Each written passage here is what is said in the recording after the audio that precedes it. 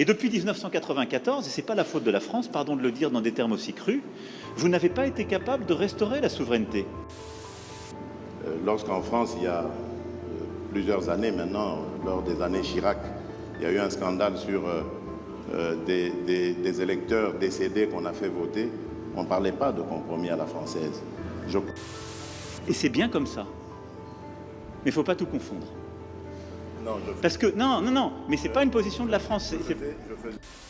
Emmanuel Macron a lancé des hostilités envers le président congolais, son Excellence Félix Tshisekedi. Mais avant de rentrer dans le contexte, n'hésitez pas à faire un like, ça aide vraiment les vidéos, c'est très important. Lors d'un tournoi, Emmanuel Macron a eu à lancer certains propos qui semblent déplacés selon son Excellence Félix Tshisekedi. Je vous invite à écouter ensemble les propos d'Emmanuel Macron et ensuite on revient. Je suis prêt à ouvrir tous les dossiers de l'histoire. Je l'ai fait avec le Rwanda. Si c'est le souhait du président Tshisekedi, je suis totalement favorable à ce qu'il y ait une commission d'historiens qui puisse assigner les responsabilités aux uns et aux autres. Vous avez rappelé une page sombre de l'histoire de la région. La France a assumé d'ouvrir tous ses livres et de la faire écrire par des historiens de manière totalement indépendante. Je pense que vous avez fait un raccourci qui, lui, n'a rien d'historique ni de juste entre le rôle qu'a pu jouer la France et la situation dramatique que j'évoquais et la guerre, la deuxième guerre, avec les millions de morts dans votre pays dont je rappelais la gravité. Donc je récuse le raccourci que vous avez fait et la responsabilité qu'on pourrait assigner à la France, parce que je suis pour la vérité, mais toute la vérité, je ne suis pas pour prendre tous les fardeaux. J'essaie de prendre les miens, c'est déjà bien.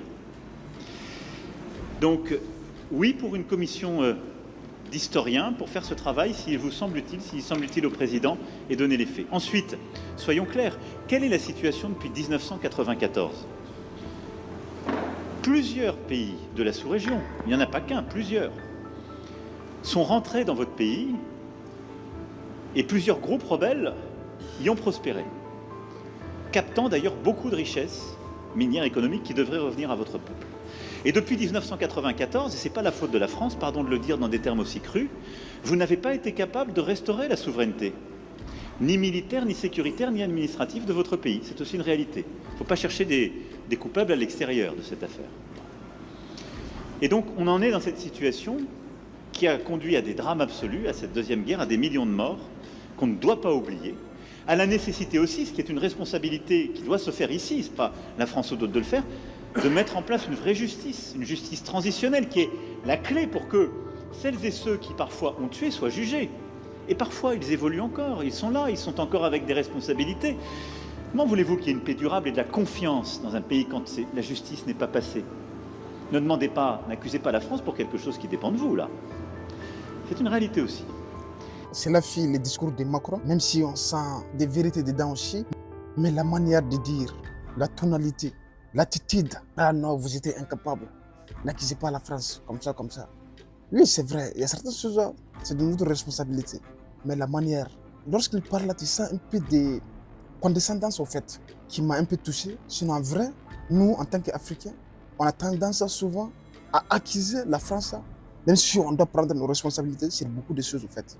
Son Excellence Félix Tshisekedi aussi les a répondu. Je vous invite à écouter ensemble.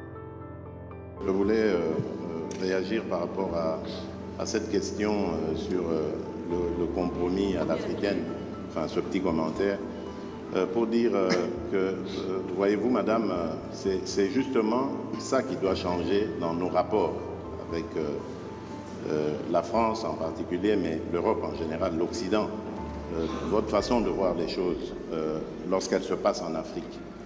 Quand il y a des irrégularités aux élections américaines, on ne parle pas de compromis à l'américaine. Lorsqu'en France, il y a plusieurs années maintenant, lors des années Chirac, il y a eu un scandale sur des électeurs décédés qu'on a fait voter, on ne parlait pas de compromis à la française. Je crois qu'il doit y avoir du respect dans la considération que nous avons les uns envers les autres. Nous n'avons aucunement l'intention de galvauder l'opinion de nos électeurs. Le processus électoral est entamé.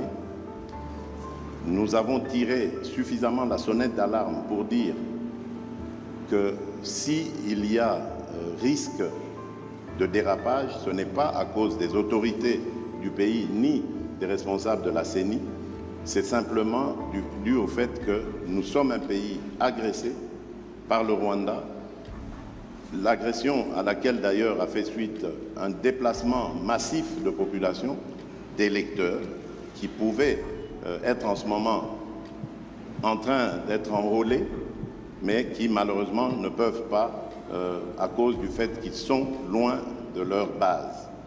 Et à cause de cela, nous risquons de prendre du retard dans l'enrôlement. Et s'il y a retard dans l'enrôlement, il y aura retard dans le vote de la loi sur la répartition des sièges, parce que c'est très important, c'est en juin qu'elle doit intervenir, pour que nous puissions ensuite aller sur un processus électoral crédible. Sans cela, jusqu'à ce stade, je ne sais pas comment nous allons nous y prendre. Est-ce qu'il faut stopper le processus d'enrôlement des électeurs en attendant que la paix revienne, avec le risque que cela impacte sur le respect du calendrier, ou faut-il continuer le processus en ne prenant pas en compte les populations nombreuses de déplacés de guerre? C'est ça qui peut poser problème. Et si demain, nous allons aux élections dans des conditions difficiles, vous parlerez de compromis à l'africaine, alors qu'aujourd'hui, ces mêmes Africains sont en train d'attirer votre attention sur cette ignoble et injuste agression due au fait du Rwanda et demandons même des sanctions, personne n'en parle. Voilà ce que je voulais apporter comme précision pour dire ça aussi, ça doit changer dans la manière de coopérer avec la France et l'Europe. Regardez-nous autrement, en nous respectant, en nous considérant comme de vrais partenaires et non pas toujours avec un regard paternaliste, avec l'idée de toujours savoir ce qu'il faut pour nous et non pas pour... Vraiment, c'est incroyable. La première des choses que les Français ou le gouvernement français doit comprendre, c'est de changer d'attitude envers les Africains. Changer de regard, de comportement. On est là en tant que partenaire. N'ayez pas une vision de condescendance envers nous. C'est-à-dire ce que vous avez fait, c'est pas bon. Il faut faire ça, il faut faire comme ça. Tu es incapable, tu es irresponsable. C'est ça qui est bon pour toi, c'est ça qui n'est pas bon pour toi. Ça, ce sont des trucs d'enfantillage, selon son excellence Félix. Comme il a bien souligné, c'est pas seulement que le bordel là se passe en Afrique, même en Occident aussi. Comme il y avait eu des moments où ils ont fait voter même les cadavres. C'est abusé. Donc en gros, selon lui, on veut des partenariats, pas des maîtres qui vont dénoncer nos problèmes et de dire ce qui est bon ou ce qui n'est pas bon pour nous. On n'a pas besoin de ça. Vraiment, c'est incroyable. En tout cas, n'hésitez pas de nous faire savoir ce que vous en pensez dans les commentaires. C'est très important. Selon vous, est-ce qu'il va y avoir des véritables partenariats entre la France et les Congolais sans ces regards paternalistes? Est-ce que les Africains, avec le temps, vont avoir cette capacité à exploiter les ressources minières sans être pillés par la France? On veut savoir dans les commentaires, c'est super important. Et on se dit à la prochaine vidéo.